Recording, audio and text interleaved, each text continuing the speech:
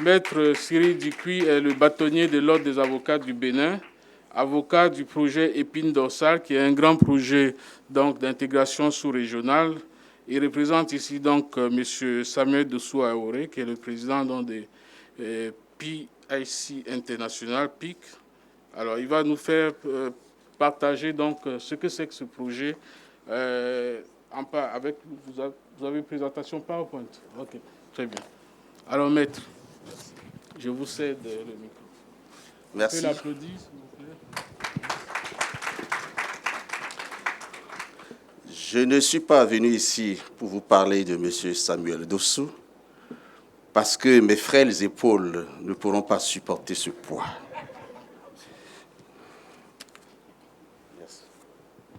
Je suis venu vous parler d'un projet qu'il porte. Ce projet, c'est l'épine dorsale pour le développement du Bénin et de la sous-région.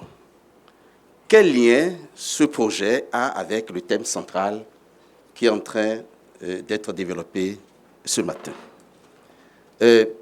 La ZECA veut pousser les hommes d'affaires, les investisseurs à bâtir l'économie africaine, veut promouvoir le commerce intra-africain. Mais on ne peut pas faire le commerce intra-africain sans les infrastructures. On ne peut pas porter un produit d'un point A du continent africain vers un autre point sans les infrastructures de transport. On ne peut donc pas développer cela. L'opérateur économique ne construit pas les routes. L'opérateur économique ne construit pas d'aéroports. C'est le domaine de l'État en raison de l'importance de cet investissement-là. Mais nos États n'ont pas toujours les ressources. Ils ont d'autres préoccupations. La scolarisation, la santé, la sécurité, de sorte que les opérateurs économiques manquent d'infrastructures qui leur permettent de développer leurs affaires. Nous savons que nos États, je l'ai dit, ne sont pas économiquement forts. Il y a même des opérateurs économiques qui sont plus forts que l'État.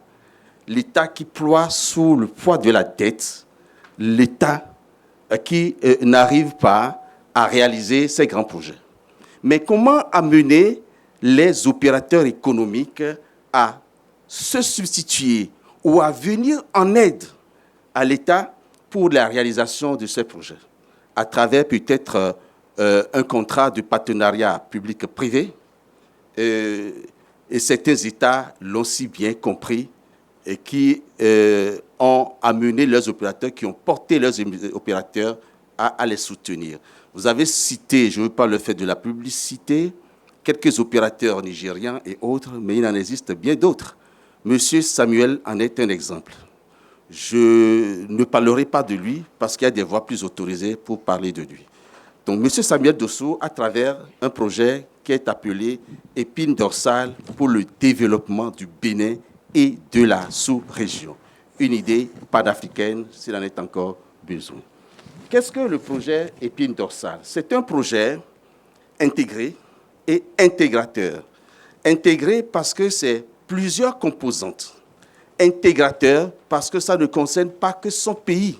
Ça concerne la sous-région, le Bénin et le Niger. Ce projet vient se substituer à un vieux projet qui est mort, l'OCBN, Organisation commune Bénin-Niger des chemins de fer et des transports. Voilà. Composante de l'épine dorsale. Il s'agit essentiellement des projets comme le chemin de fer, le port sec de Parakou, le port en eau profonde de Sémé et l'aéroport international de Sémé-Kraké. Alors, je ne sais pas si je peux passer au tableau. Nous avons donc le chemin de fer qui part de Cotonou, qui est arrivé à Parakou. C'est un vieux chemin de fer que le colon nous a laissé.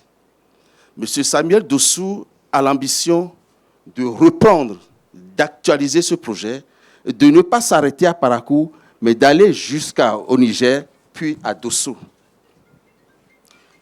De quitter Parakou pour aller à Kano. Parce qu'il s'agit d'un projet pour les pays de l'Interland, les pays qui n'ont pas de côtes maritimes. Nous avions donc ce projet, chemin de fer. C'est la construction d'une ligne à écartement standard. Ce qui nous a été laissé, c'est une construction à écartement métrique, 1 mètre. Il estime que ceux qui nous construisent ces lignes n'ont pas un chemin de fer à écartement métrique. Ils sont passés à l'écartement standard qui est de 1 mètre 435. Mais lorsqu'on leur demande de venir nous construire ce projet, ils nous installent les rails déjà levés qui sont d'écartement 1 mètre. Et il estimait que nous ne devons pas continuer à rester en arrière. Il faut être aux normes internationales. Et donc, lui décide de reprendre le chemin de fer de Parakou, Niamey à Dosso avec un écartement de 1 mètre 435. Ce chemin de fer, s'il est construit, permettra d'assurer la sécurité des marchandises, de sauvegarder nos routes qui sont quotidiennement dégradées par les transports, les transports terrestres. Donc, ça permettra la sécurité, ça évitera des accidents, ça permettra à notre économie de se développer, ça permettra de transporter les minerais du Niger vers la côte, le Bénin étant donc l'exutoire naturel du Niger. Donc, un projet intégrateur. Transport des marchandises, des personnes aux pays limitrophes et à la sous-région, nous l'avions dit. Nous avions ensuite le port sec de Parakou. Il s'agit d'un projet de plateforme logistique qui est construit sur une superficie de 50 hectares, alors que 100 hectares sont dédiés à ce projet. 100 hectares sont dédiés à ce projet. 50 déjà sont embravés et il ambitionne de continuer, de l'étendre sur les 100 hectares qui sont dédiés à ce projet. C'est un projet qui a été entièrement réalisé déjà et n'attend que l'exploitation. Je crois qu'à la fin, nous allons lancer un appel d'offres pour tous ceux qui sont intéressés à l'exploitation de cette plateforme logistique du port sec de Parakou. Nous avions ensuite, il s'agit d'une plateforme multimodale qui est à 3 km de la ville de Parakou, à proximité de la voie ferrée. Et j'ai parlé de voie ferrée tout à l'heure. Il a donné l'exemple de la construction de la voie ferrée qu'il veut réaliser, écartement 1 mètre 435.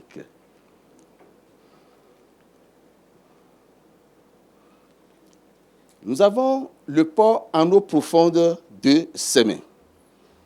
Le port de Cotonou, il s'agit d'un port minéralier qui est prévu sur une superficie de 1006 hectares pour la construction d'un port en eau profonde. Il a réalisé l'étude d'impact environnemental, il a réalisé l'étude de préfaisabilité. L'étude de faisabilité, je peux vous dire, c'est en termes de plusieurs centaines de milliards qu'il a fait tout seul. Parce qu'il a reçu mandat de l'État béninois de chercher des financements, de chercher des personnes qui veulent contribuer à la réalisation de ce projet. Sans attendre, lui-même, il a mis la main à la poche et a permis de la réalisation de ce projet sur fonds propres.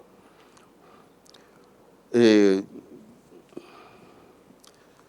s'agit d'un port pour le trafic de conteneurs, importation, exportation, transbordement et autres avec de grands navires. Vous avez donc une partie de ce port, du port, je vais parler du port en eau profonde. Il y a également l'aéroport international de Sémé-Kraké. l'État avait prévu cet aéroport pour être construit sur un autre site de Glodjigbe. Il a estimé que le site de Glodjigbe ne permettrait pas une intégration sous-régionale. Il a estimé qu'un aéroport international à Craqué, à quelques kilomètres du Nigeria, et permettrait de desservir la sous-région. Donc, idée encore panafricaine de M. Samuel Dossou. L'aéroport donc international de Sémé-Craqué. Sur un domaine de 4295 hectares, ce domaine a été réservé donc pour la construction de cela. Idéalement situé, je l'ai dit, près de la frontière méridionale entre le Bénin et le Nigeria, pour desservir les marchés du transport, de fret et du transport au sud du Nigeria et du Bénin. Voilà donc schématiquement présenté le projet que vous verrez tout à l'heure en diapo. M. Samuel Dossou a mis en place, ainsi qu'on le lui a demandé, un groupe d'investisseurs pour le Bénin et la sous-région. Donc, il invite tous ceux qui sont intéressés à la réalisation de ce projet de se manifester. Il invite tous ceux qui ont la capacité, les Africains surtout, qui ont la capacité de réaliser, d'exécuter ce projet, de se manifester. Opérateurs économiques africains, unissez-vous. Personne ne viendra construire l'Afrique en nos lieux et places.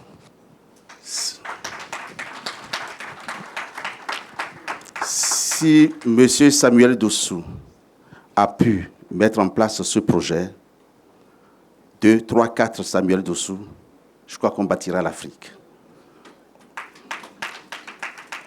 On sortira définitivement du sous-développement. On cessera d'être à la traîne des autres pays, des autres continents. Je vous remercie.